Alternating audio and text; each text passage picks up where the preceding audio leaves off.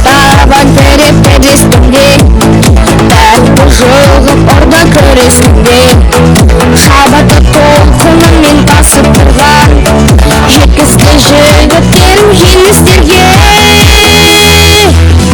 Арманымыз алда асушы меліс, намыспенен жеңіл оты іргелес, шарықтасын бар әлемді ұраным, жеңістің желбіреткен қолғырыз.